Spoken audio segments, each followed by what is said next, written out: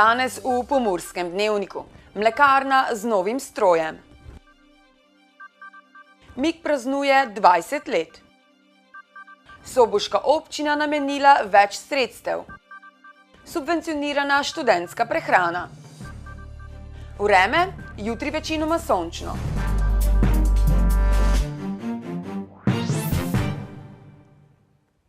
Gledalke in gledalci, lepo pozdravljeni v Pomurskem dnevniku. Mlekarna Celeja je namenu predala nov stroj za polnjenje 5 plastenk in skladišče za repromaterial. Investicija je plod slovenskega znanja, tudi iz Križevcev pri Ljutomeru. Mlekarna Celeja, ki je pred 17 leti odkupovala 50 milijonov litrov mleka, danes od več kot 1100 kmetov odkupi več kot 100 milijonov litrov, izključno slovenskega porekla. Mlekarna Celeja v naslednjih 7 letih namerava odkup povečati za 120 milijonov litrov. Cilj mlekarne, ki svoje izdelke prodaja v Sloveniji in na 9 tujih trgih, je povečati izvoz. A kaj, ko so cene mleka še vedno mizerne?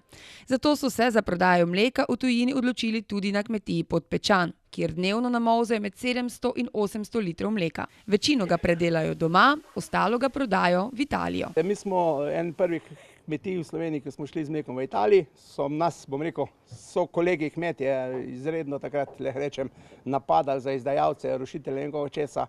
Čeprav, če bi takrat ne imeli korajže, bi bila cena mleka v Sloveniji še bistveno slabša.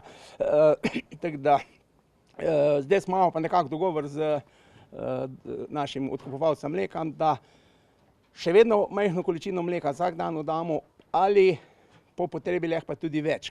Prav zaradi nizkih odkupnih cen v Sloveniji mleko Podpečanovih krav ne pristane v nekaj kilometrov oddaljeni mlekarni Celeja, kjer se hvalijo le slovenskim mlekom.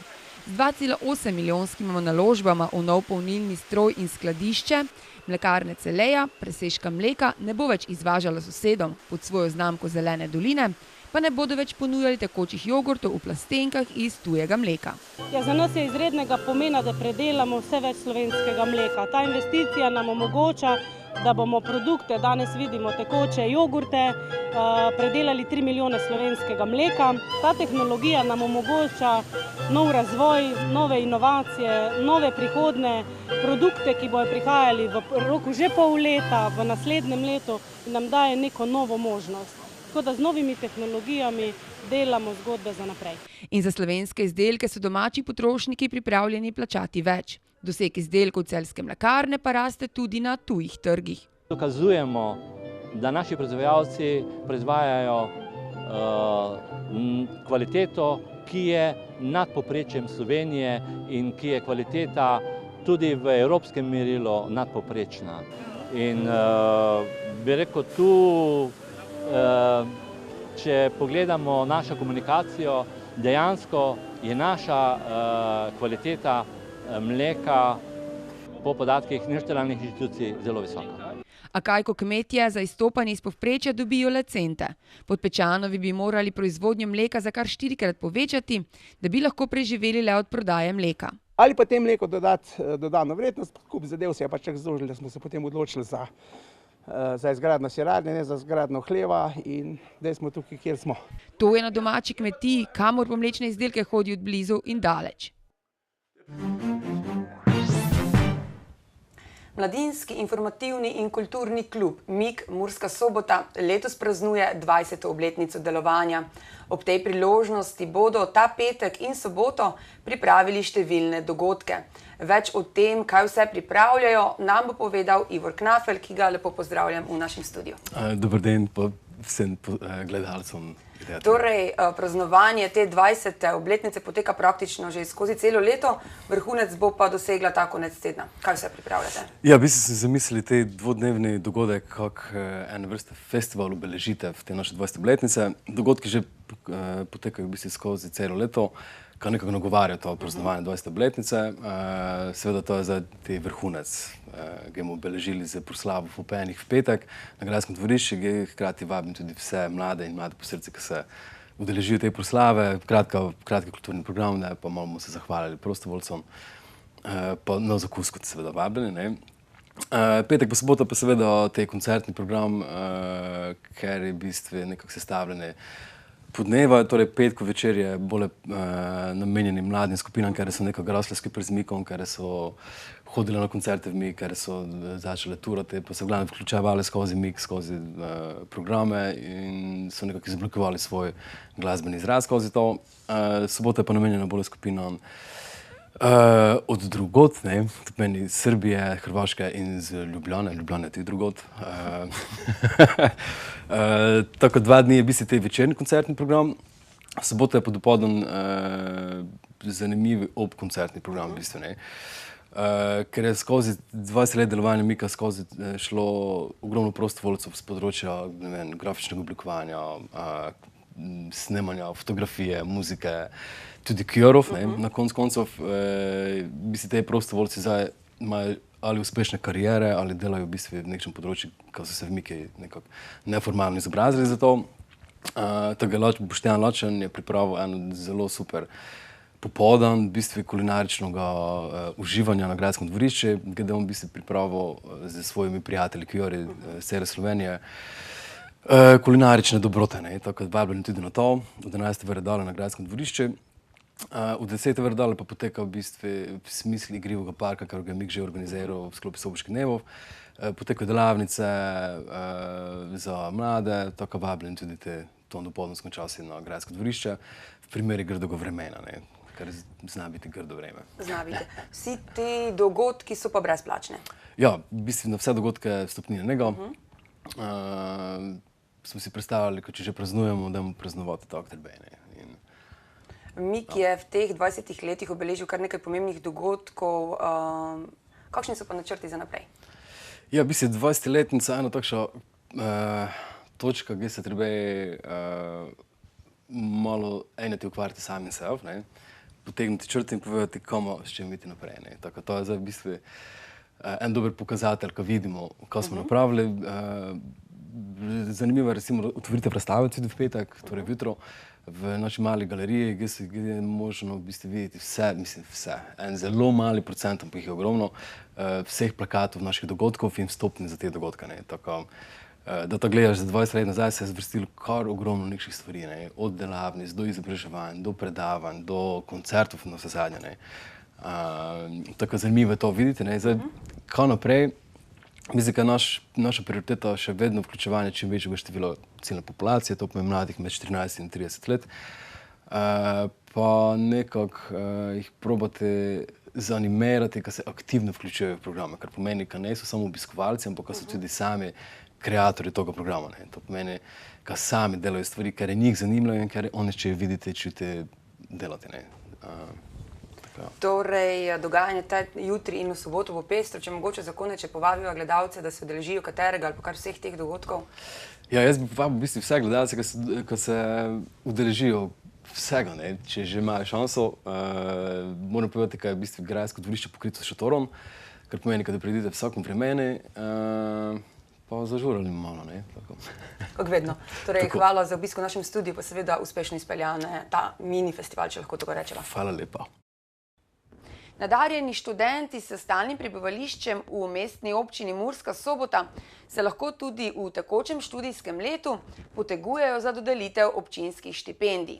Javni razpis za štipendiranje nadarjenih študentov je od ponedeljka na voljo na spletu, a ga letos spremlja nekaj novosti. Medtem ko je bilo razpisovanje in dodeljevanje zlatih štipendij doslej v domeni Pomurske izobraževalne fundacije Murska Sobota, odgovornost letos v celoti prevzema mestna občina Murska Sobota. Za podelitev štipendij nadarjenim študentom je namreč v proračunu mestne občine Murska Sobota za leto 2016 predvidenih 210 000 evrov, medtem ko je lani v sodelovanju s PIF občina prispevala 189 000 evrov. Sklad za omenjene štipendije tako razpolaga s približno 20 000 evri več kot doslej. PIF sicer še naprej skrbi za štipendiranje v občini Tišina, se kot je razvidno iz njihove spletne strani, imajo ravnokar objavljen razpis. Obenem se je nekoliko znižalo tudi povprečje ocen, ki ga študentje morajo izkazati, če želijo prejemati omenjeno štipendijo. Do štipendije so sicer upravičeni študenti dodiplomskega in podiplomskega študija, ki imajo status rednega ali izrednega študenta v Sloveniji ali tujini in izpolnjujejo ostale pogoje, določene v razpisu. Pa ostanimo pri študentih, ki si bodo tudi letos lahko uredili prehrano v Murski Soboti. Točka subvencionirane študentske prehrane bo namreč delovala na mladinskem servisu, Pomurskem študentskem servisu. Točka subvencionirane študentske prehrane bo delovala od 19. septembra naprej od 9. do 15. ure. Bone bo mogoče urejati predvidoma do sredine oktobra. V klubu prekmurskih študentov tako naprošajo, da za bolj učinkovito in hitro izvajanje postopkov tisti študentje, ki bodo prvič pridobili subvencionirano prehrano, pred prihodom na točko uredijo obvezno prijavo na spletni strani. Vpisnico je potrebno natisniti, obvezno pripisati številko prijavnice ter jo prinesti na točko, saj se subvencionirana prehrana lahko uredi le s temi podatki. Za pridobitev in tudi podaljšanje subvencionirane prehrane pa morajo študentje obvezno imeti s sabo osebni dokument, dokazilo o statusu študenta za tekoče študijsko leto in mobilni telefon, na katerega se bodo naložili študentski boni. Prav tako si subvencionirano prehrano lahko uredijo tudi vsi izredni študenti, ki pa niso zaposleni. Prva polovica letošnjega septembra je bila za 3 do 5 stopinj Celzija toplejša od dolgoletnega povprečja. Meritve Agencije Republike Slovenije za okolje so namreč v večini Slovenije pokazale prvi ali drugi največji temperaturni odklon v zadnjih 50 letih. Meritve temperature zraka na meteoroloških postajah kažejo, da sta bila prva 2 tedna septembra mnogo toplejša, kot je običajno za ta del leta. Namesto jesenskih temperatur čez dan okoli 20 stopinj imamo temperaturne razmere, ki ustrezajo julijskim, torej zjutraj okoli 15 stopinj, čez dan pa tudi blizu 30 stopinj Celzija, so pojasnili na Arsu. Toplejši september je v skladu s splošnim trendom segrevanja ozračja. Tudi poletje je bilo namreč nadpovprečno toplo, če ga primerjamo z dolgoletnim obdobjem, torej od leta 1981 do 2010. Vendar je treba upoštevati, da se je v zadnjih desetletjih ozračje postopoma segrevalo in letošnje poletje v primerjavi z zadnjimi 5 ali 10 tako ni bilo izstopajoče, so še pojasnili. Spletni medij sobotainfo.com poroča o tem, da smo Pomurci še vedno najmanj zadovoljni. Zakaj? Si preberite na sobotainfo.com. Mi pa si poglejmo še kratke novice.